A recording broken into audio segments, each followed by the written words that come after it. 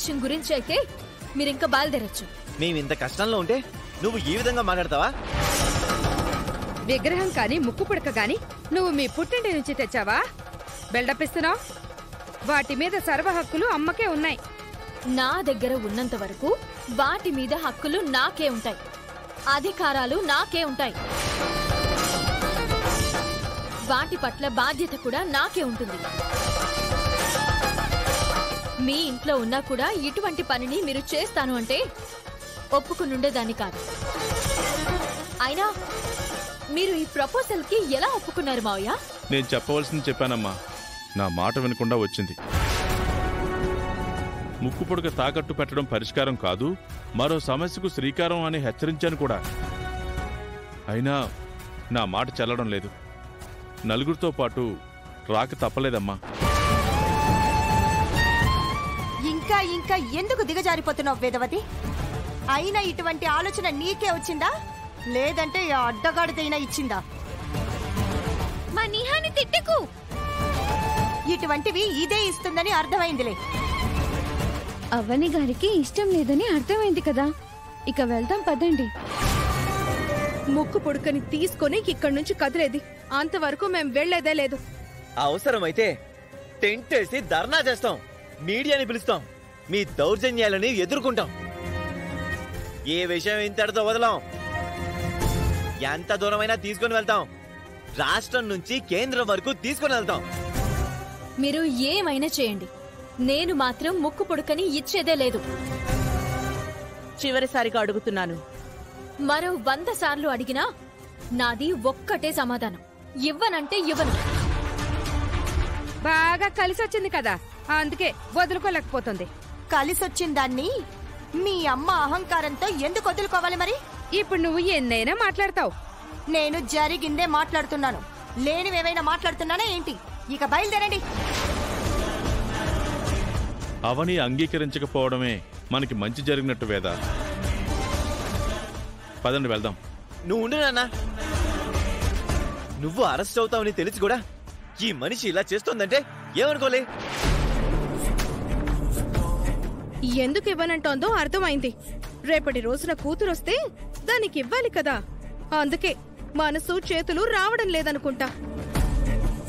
అంతే నిహా, ఎందుకంటే రాణి నాకు ముక్కు పుడకని 2 సార్లు ఫంక్షన్లు ఇవ్వడానికి ప్లాన్ చేసింది.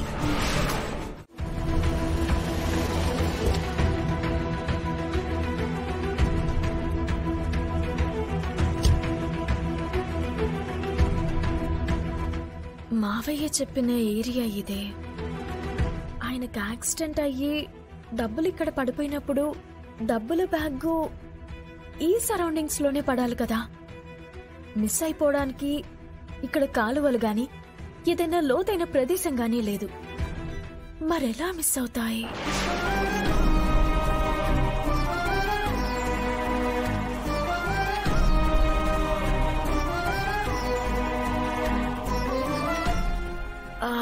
ఎస్ఐ గారు నమస్తే. బాగున్నాను సార్, థ్యాంక్ యూ. నాకు చిన్న హెల్ప్ ఏంటంటే మా మావయ్య గారు నిన్న డబ్బుల బ్యాగ్ ని పోగొట్టుకోవడం జరిగింది. ప్రెసెంట్ నేను ఆ స్పాట్ లోనే ఉన్నాను.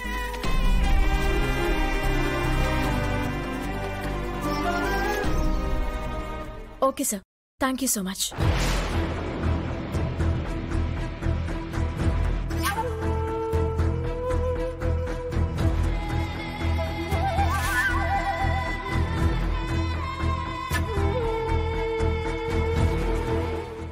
సార్, ఏంటమ్మా? నిన్నిక్కడ ఒక పెద్ద ఆయన 10 లక్షల రూపాయల డబ్బుల బ్యాగ్ ని పోగొట్టుకున్నారు. దాని గురించి మీకేమైనా తెలుసా? తెలుసమ్మా, నిన్న ఆ సమయంలో నేను ఇక్కడే ఉన్నాను.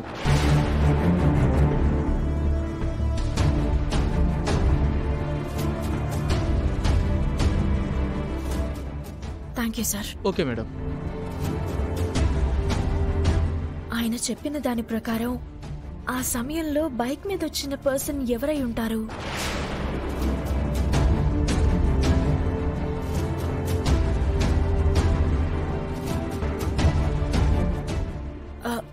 ఎక్స్క్యూజ్ మీ, నిన్న ఈ రోడ్ లో కార్ యాక్సిడెంట్ అయింది. ఆ విషయం మీకు తెలుసా? నాకు తెలియదమ్మా.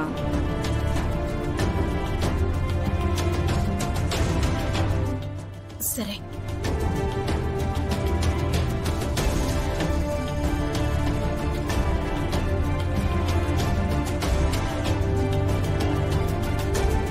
సరైన క్లూ దొరకడం లేదు. బట్ బైక్ మీద వచ్చిన వాడి మీదే నాకు అనుమానం కలుగుతుంది. అతను ఎవరై ఉంటారు? అతన్ని ఏ విధంగా పట్టుకోవాలి?